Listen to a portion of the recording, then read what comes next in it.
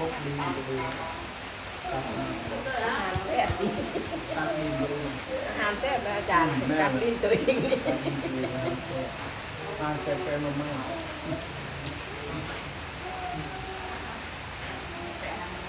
กรอบเดียวแล้วเทียนกรอบเดียวแล้ว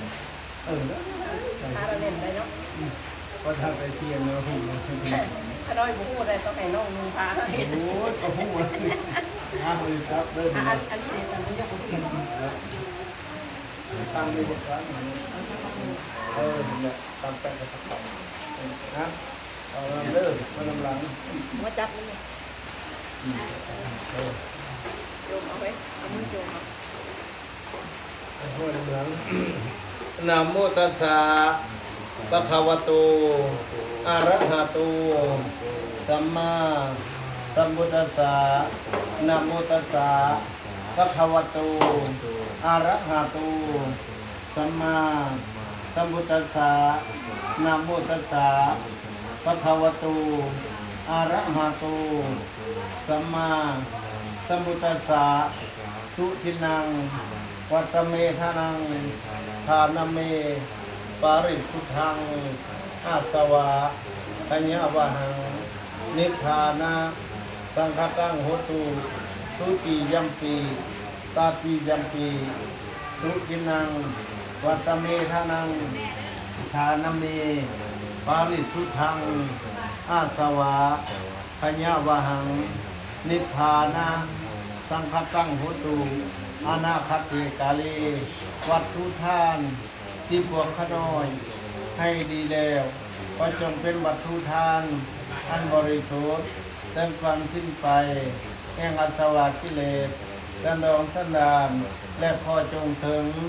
เสริงพระนิพพานในอนาคตการเรื่องนาพุนเทินอิมานิมายังพันเตทิพะโฆษนานิพัตตานิสัพพวัตถุธนานิปัจจธนานิอิมังกัปปรุขังปัจจญทานังทันดักทิปังวัสิกาสาติกาทิวลานิภิกขุสังฆสะโอโนสัญญามะสาธุโนพันเตภิกขุสังโฆอิมานิ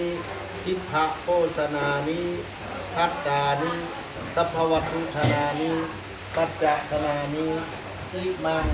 กัปปรุขังปัจจยทานังทันดาทิตังวัสสิกาสาติกาทิวลานิปฏิคันหาตุอัมหะกังวิทารตังเหตตายะสุขายะพวกขน้อยไม้นี้จำรุศรัทธาเมียวพิมาสอนสุนทรวงศ์และพ่อคนสุขสุนทรวงศ์พ่อจันทวีสุนทรวงศ์พ่อเมียครอบครัวลูกหลานพ่อเพียงเหียงหนากันสร้างพระคัมภีร์คืน3 ผ้าต้นเงิน3 ต้นและก็น้ำเทียนพรรษา1 คู่น้ำอันนั้น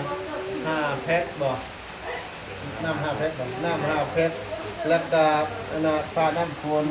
1 ผืนพระอุทิศทานไปหาผู้มีพระคุณรายละเอียดดังนี้พระข้าวผิดพลาดที่1ความเดือดต้นเงินและก็น้ำ2 แพ็คผู้สังฆทาน1 คู่และเทียนพรรษา1 คู่อุทิศทานไปหาผู้เป็นพ่อเป็นแม่ก็คือนานาปอสิอาจอสุนวงศ์ผู้เป็นพ่อที่ได้ล่วงลับไปแล้วไปมาต้นหักจับโยมเอาพระข้าวผิดพลาดที่2พร้อมด้วยน้ำดื่ม2 แพ็คต้นเงิน1 ต้นผู้สังฆทาน1 หน่วยพาน้ำฝน1 ผืนนาเพื่ออุทิศทานไปหาดวงวิญญาณของผู้เป็นแม่ก็คือมีจูชอดเนาะนะคุณตาวงผู้เป็นแม่ที่ได้ล่วงลับไปแล้วไปมาต้นหักจับจบเอาเพิ่มราคาผิดพาที่3ความเดือดต้นเงินแล้วก็ผู้สังฆทานและก็น้ำดื่ม1 แพ็คเนาะเป็นบ่อุทิศทานต้นนี้ต้นบ่ต้น1 ต้นอุทิศทานไปหาเรื่อยเนาะเป็นบ่เรื่อยแก่นอนถึงดาวงผู้เป็นเรื่อยที่ได้ล่วงลับไปแล้วไปมาต้นหักจับโยมเอา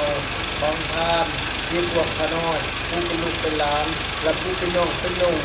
ได้รู้ผิดทานในนั้นนี้ขอให้เจ้าฮอดไปถึงถวายแก่พระภิกษุสงฆ์ขอพระภิกษุสงฆ์จงหับแล้วเพื่อประโยชน์และความสุขแก่พวกขน้อยทั้งหลาย และก็แก่ครอบครัวพวกขน้อยทั้งหลายสิ้นกระนานเทินข้าพอสินาทุนดาวงในตุนชอดทุนดาวงและกันแก้วอุดรทุนดาวงนะครับมันบอกที่ได้ตกทุกข์ก็ขอให้พ้นจากทุกข์ถ้าสุขแล้วไปสุขยิ่งขึ้นไปตามต่อเท่าเข้าสู่พระนิพพานในอนักพุทธการเบื้องหน้าพุ่งเทินสาธุสาธุอะโมทามิอัคเทศมีเลยจะเทศเลยสามเด้อสาธุสาธุสาธุสาธุอนุโมทามิอัคติเกเด้อพอเอาได้เกเด้อ รับไหม สาธุสาธุอนุโมทามิอัคเดี๋ยวว่ามือนี่จะเป็นมือดีมืองามมือสอบประกอบด้วยศีลธรรมเด้ออาท่านจะผัดจะศรัทธาครับที่มือออกที่มาสอนสุนวงศ์พอออกต้นสุขสุนวงศ์แล้วก็พอออกจันทวีสุนวงศ์ความเพียรเฮียนาตะมึกตะมุกตำลานความเพียรเฮียนาตั้งสารประกับพิษในส่วนพรรษานอกการพรรษานี้มีประกับพิษสามพาพุทธวัตถุทานอาหารวันชาปัจจัยและก็เพียรพรรษาหนึ่งคู่ตามน้ำฝนหนึ่งพื้น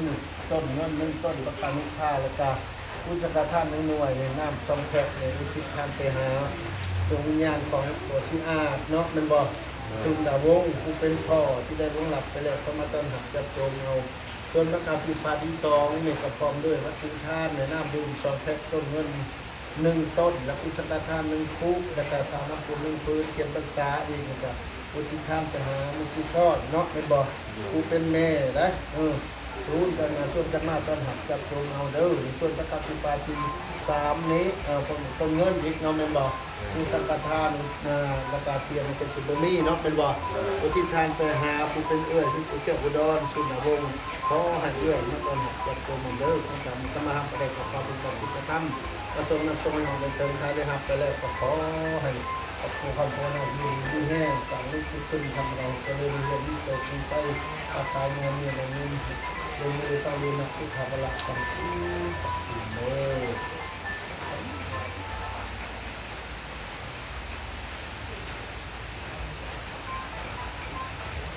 ฮัลโหลสบายดี